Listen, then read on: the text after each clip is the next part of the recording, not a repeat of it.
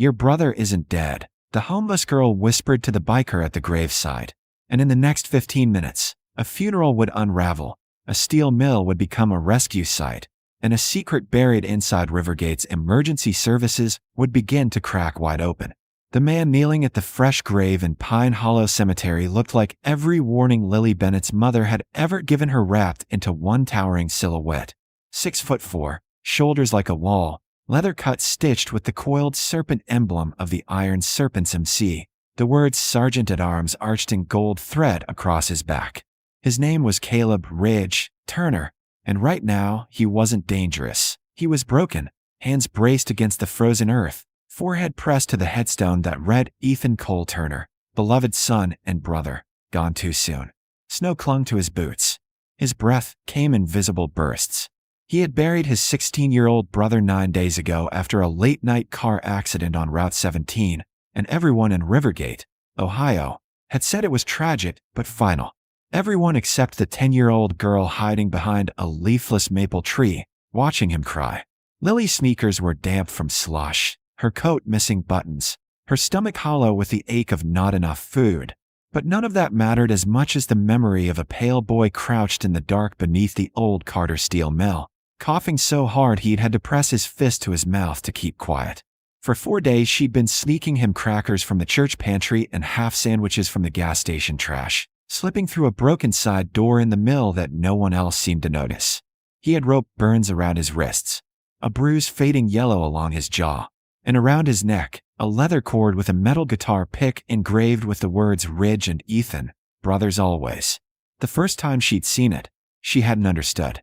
The second time, when he'd whispered through chattering teeth, "If you find Ridge, show him this, he'll know," she had. Lily had walked 2 miles that morning to Pine Hollow because she'd overheard 2 women at the food bank talking about the biker who visited the cemetery every day at noon.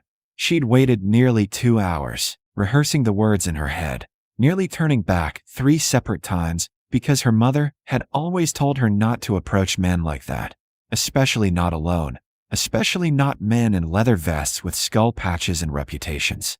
But then Ridge had started sobbing. Not angry tears, not loud rage, but the kind of grief that makes your shoulders shake. And Lily knew if she walked away, the boy in the mill would die believing his brother had stopped looking. So she stepped out from behind the tree, boots crunching against the frost, and said the words that made Ridge freeze mid-breath. He lifted his head slowly, eyes red and swollen, scanning for whoever had spoken, and when he saw her, a small girl with tangled hair and trembling hands, confusion flickered first, then irritation. "You shouldn't be here, kid," he muttered, turning back to the grave. Lily's throat tightened. This was the moment she'd been afraid of. If he dismissed her, if he told her to leave, she didn't know how she'd convince him. "He's alive," she said again, louder now, though her voice still shook. "Your brother. He's not dead." Ridge went still in a way that felt more dangerous than shouting. He rose to his full height, boots scraping against stone, and for a heartbeat Lily wondered if she'd made the worst mistake of her life. "That's not something you joke about," he said, voice low and rough like gravel. "I'm not joking," she whispered, digging into her coat pocket with numb fingers until she felt the cold edge of metal. She held out the guitar pick on its leather cord, arm extended like an offering. The wind caught it, spinning it so the engraving flashed in the winter light. Ridge's face changed instantly. The anger, drained, replaced by something fragile and terrified. "I buried that with him," he breathed, stepping closer but not touching it yet, as if afraid it might vanish. "He gave it to me," Lily said quickly, words tumbling over each other now that she'd crossed the line. "At the steel mill by the river. He's hiding in a storage room upstairs. He's sick. He thinks he stopped looking because they showed him something that said you were gone." Ridge's jaw tightened. "Who's that?" Lily shook her head. "I don't know. He said after the crash someone told him you didn't make it. He woke up somewhere dark. There were other boys before, but he got out on New Year's. He's been there almost 2 weeks." The cemetery seemed to shrink around them, the distant hum of traffic fading beneath the rush of blood in Ridge's ears. "You expect me to believe," he said slowly, "that my brother, who I identified at the hospital, is hiding in an abandoned mill?" Lily's eyes filled with tears she refused to let fall. "I don't know what you saw," she whispered, "but I know what I see every day. He coughs so hard he can't breathe. He keeps saying your name. He won't leave because he thinks if he moves, you won't find him. The silence stretched, brittle as ice. Ridge reached out at last, fingers closing around the guitar pick, and when his thumb brushed the familiar nick along its edge, a scratch he'd made years ago during a backyard jam session, his knees nearly gave out. Where? He demanded hoarsely. Carter Steele. East entrance. Second stairwell. Door with red paint peeling off, Lily said, repeating the directions she'd memorized in case she got too scared to speak. For 3 long seconds he stared at her, as if measuring truth against desperation, and whatever he saw tipped the scale. He pulled out his phone, hands shaking, and dialed the number without breaking eye contact. Stone, he said when someone answered. Get every serpent you can reach to the mail. Now, I don't care what they're doing. Ethan might be alive. Lily's heart hammered as the words echoed in the cold air. Ridge ended the call and looked down at her, not as a threat now, but as something else. Hope wrapped in disbelief. You're coming with me, he said. And as the distant rumble of motorcycle engines began to rise from somewhere beyond the cemetery gates, Lily realized the impossible whisper she'd carried for days had just ignited something far bigger than she'd imagined. By the time Ridge's Harley tore out of Pine Hollow Cemetery with Lily clinging to the back of his leather vest, the low winter sky over Rivergate was already vibrating with the distant thunder of engines, and in less than 10 minutes, the abandoned Carter Steel Mill would become the center of something no one in that city was prepared for. The ride was a blur of cold wind and flashing traffic lights, Ridge weaving through intersections with a focus that bordered on feral, one hand steady on the throttle, the other gripping the handlebar like it was the only solid thing left in the world. Lily squeezed her eyes shut at first, then forced them open because she needed to guide him, needed to make sure he didn't miss the narrow service road that cut toward the river behind the mill. Left up here, she shouted over the roar of the engine, pointing with shaking fingers, and Ridge leaned the bike hard into the turn without hesitation. Behind them, one by one, more headlights appeared in his mirrors, chrome, black steel, and leather forming a tightening formation as the iron serpents answered the call. Marcus Stone Alvarez was first to pull alongside them at a red light they didn't stop for, his expression grim beneath his half-helmet, followed by 2 prospects, and then a full line of riders pouring in from side streets, engines rumbling like approaching thunder. The Carter Steel Mill rose ahead like a rusted skeleton against the gray sky, broken windows staring out like hollow eyes, graffiti crawling across brick walls that had once carried the weight of industry and now carried only silence. The place had been abandoned for nearly 8 years after a bankruptcy scandal, fenced off but never fully secured, the kind of place kids dared each other to sneak into and grown-ups pretended didn't exist. Ridge skidded to a stop near the bent chain-link fence Lily had described, boots hitting gravel before the engine even died, and Lily slid off the back, legs wobbling but determined. East entrance, she said, pointing toward a section where the fence sagged inward. Within seconds, more bikes flooded the lot, 10, 15, 20, engines cutting one after another as the iron serpents dismounted in coordinated silence. No shouting, no chaos, just hardened men reading the urgency in Ridge's face. He's inside, Ridge told them, voice rough but controlled. Second stairwell. Storage room. We move smart. No one spooks him. Stone nodded once and gestured for 2 members to circle the perimeter while the rest followed Ridge and Lily through the gap in the fence. Inside, the air changed immediately, colder, damp, thick with the metallic scent of rust and old oil. Their footsteps echoed across cracked concrete as they passed through the yawning mouth of the loading bay, flashlights snapping on one by one, beams slicing through dust that hung in the air like suspended breath. Lily stayed close to Ridge's side now, the adrenaline that had carried her this far beginning to shake loose into fear. What if Ethan had moved? What if someone else had found him? What if she'd been too late? This way, she whispered, leading them toward the narrow corridor where broken lockers lined one wall.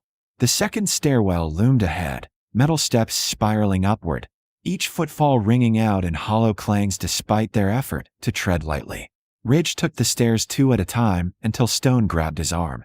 Easy, he muttered. If he's in shock, you rush him, he bolts. Ridge forced himself to slow, jaw clenched tight enough to ache. At the top landing, Lily pointed toward a heavy door with red paint peeling in strips, half blocked by stacked scrap metal. "He's behind that," she said, her voice barely audible now. Ridge stepped forward and called out. Not loud, not commanding, just broken and desperate. "Ethan." The sound of his brother's name seemed to dissolve into the cavernous space, swallowed by steel beams and broken rafters. No answer. Lily's stomach dropped. Then, faintly, from behind the door, a cough. Thin, ragged, human. Ridge's entire body went rigid. "Ethan," he said again, softer this time. "It's me."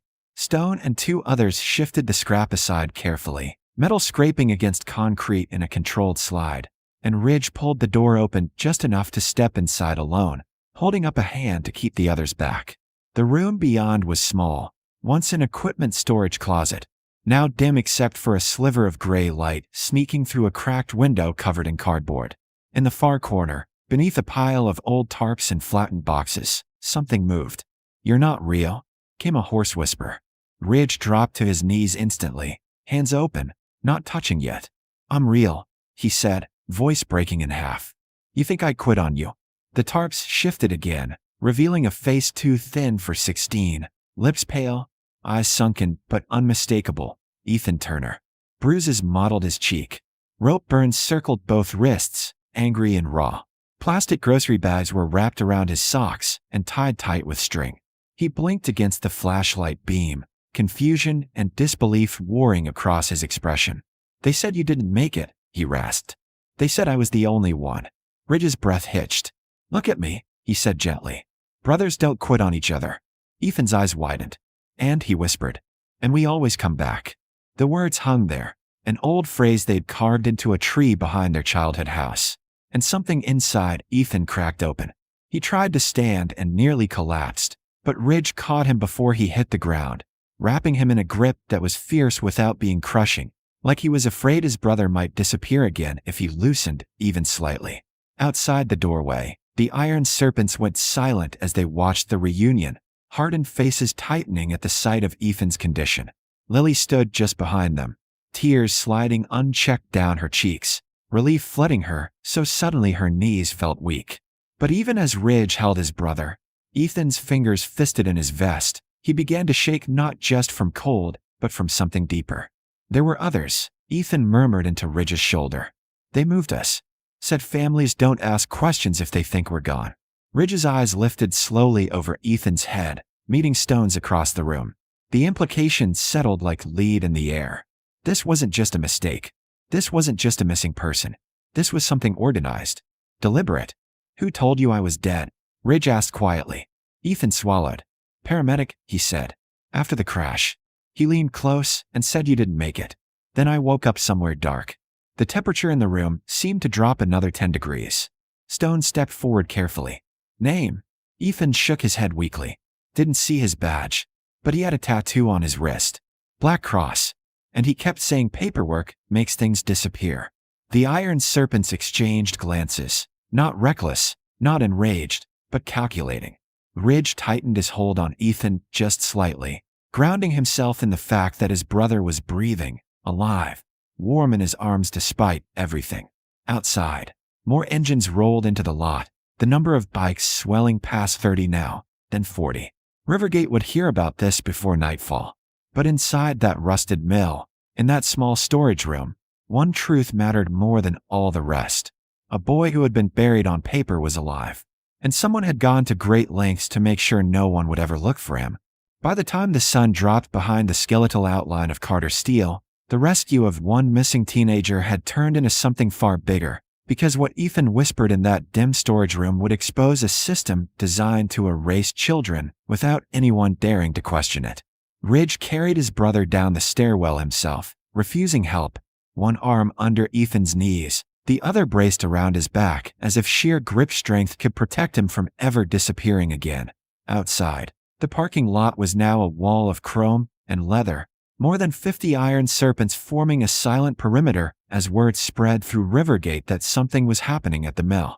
Lily stood near Stone, arms wrapped around herself, watching as Ridge lowered Ethan carefully onto a blanket spread across the back seat of a pickup truck while one of the club members, A former army medic everyone called Doc knelt to check his pulse and breathing. He's dehydrated, malnourished, possible pneumonia, Doc muttered, professional calm masking simmering anger. He needs a hospital. Ridge nodded but didn't move yet. Not until we understand what we're walking into, he said quietly, eyes fixed on Ethan's bruised wrists. Stone was already scrolling through his phone, pulling up the accident report from Route 17 the night of the crash. You said a paramedic leaned in close? Stone asked Ethan gently. Ethan nodded weakly. Black cross tattoo. Right wrist. He told me Ridge didn't make it.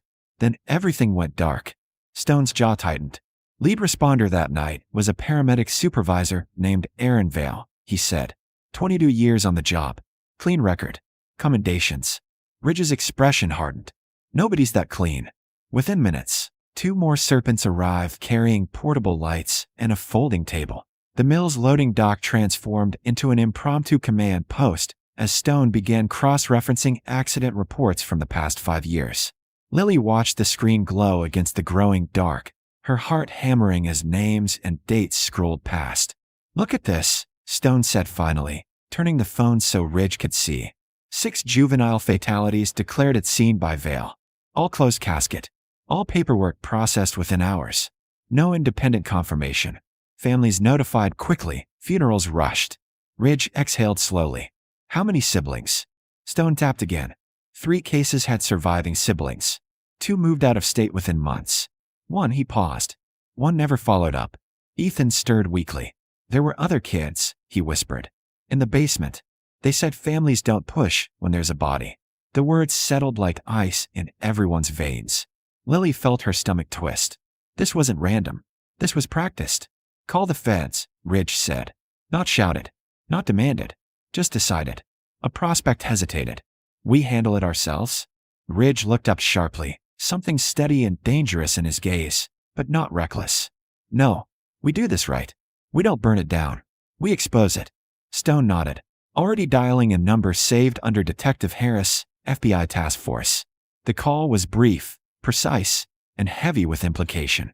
Within 45 minutes, 2 unmarked SUVs rolled into the mill lot, federal agents stepping out with expressions that shifted from skepticism to grim focus as they took in Ethan's condition and the growing stack of compiled accident reports. Special Agent Carla Harris listened carefully while Ethan, wrapped in a thermal blanket and leaning against Ridge's chest, repeated what he remembered. The paramedic's tattoo, the words about paperwork, waking in a concrete basement with barred windows. You understand what this means? Harris said quietly to Ridge. If your brother was declared dead without verification, that's falsified documentation at minimum. If children were removed and hidden. She didn't finish the sentence. She didn't need to. Ridge's jaw flexed. You find them, he said. All of them. Harris nodded once. We will. But we need him admitted to County General now. Protective detail. Medical documentation. This time Ridge didn't hesitate. The ambulance that arrived was requested specifically by Agent Harris, vetted personnel only. As paramedics carefully lifted Ethan onto a stretcher, he grabbed Lily's sleeve weakly. You came back, he murmured. Lily swallowed hard. Told you I would. Ridge looked at her then. Really looked at her, noticing the threadbare coat, the worn sneakers, the exhaustion behind brave eyes. You saved him, he said simply. She shook her head. He saved himself. I just listened. The convoy that followed the ambulance wasn't loud or chaotic. It was controlled, deliberate. Iron serpents escorting federal vehicles through Rivergate streets while neighbors peeked through curtains and phones lit up social media with speculation. At County General, Ethan was admitted under federal supervision. Doctors confirmed severe malnutrition, untreated fractures healing crooked, early-stage pneumonia. Every injury was photographed. Every mark documented. Meanwhile, Stone remained at the mill with Agent Harris, digging deeper into records that began unraveling fast once federal access codes unlocked internal databases. By midnight, Aaron Vale's commendations looked less like heroism and more like camouflage. Financial audits showed unexplained deposits. A quiet property purchase outside town registered under a shell company. And most damning of all, discrepancies in body identification logs tied to his name. At 2:17 a.m., Vale was arrested at his home without incident. reportedly stunned when confronted with evidence already compiled. 2 additional county employees were taken into custody by Dawn, a records clerk and a contracted medical examiner who had fast-tracked juvenile death certificates. By morning, Rivergate woke to headlines no one expected. Paramedic arrested in alleged juvenile trafficking scheme. For Ridge, though, the only headline that mattered was the steady rise and fall of Ethan's chest in a hospital bed under warm blankets. Lily sat in a plastic chair near the window, refusing to leave until Ridge gently insisted she go home. "You got somewhere safe?" he asked quietly. She hesitated. "We sleep in my mom's car," she admitted. Ridge didn't flinch, didn't pity, just nodded once. Not anymore. Within 3 weeks, the federal investigation widened, uncovering 3 additional missing teens across state lines linked to Vale's falsified reports. 2 were recovered alive. 1 was still being searched for. Policy reviews were launched at County General and the County Coroner's Office. New verification procedures were mandated. Whistleblower protections strengthened. The system that had allowed paperwork to make things disappear was forced into the light. Ethan regained weight slowly. His wrist healed. His laughter returned in cautious bursts before growing steadier each day. Lily and her mother moved into a small apartment funded quietly through a community outreach initiative the Iron Serpents had supported for years but never publicized. Lily re-enrolled in school. Ridge visited often, sometimes alone, sometimes with Ethan, who insisted on giving Lily back the engraved guitar pick. "You keep it," he told her. "Proof that you didn't look away." 6 months after that cold afternoon in Pine Hollow Cemetery, Ethan stood beside Ridge at a small press conference announcing reforms in Rivergate's emergency response protocols. Cameras flashed. Reporters shouted questions. But Ethan ignored them all and scanned the crowd until he spotted Lily near the back, clutching a borrowed winter coat and smiling shyly. He lifted the microphone and said only this: "She's the reason I'm here." And as Ridge rested a steady hand on his brother's shoulder, Rivergate learned something it would not soon forget. Sometimes the most powerful act isn't revenge or force or noise. Sometimes it's a 10-year-old girl stepping out from behind a tree and daring to whisper the truth no one else was brave enough to say.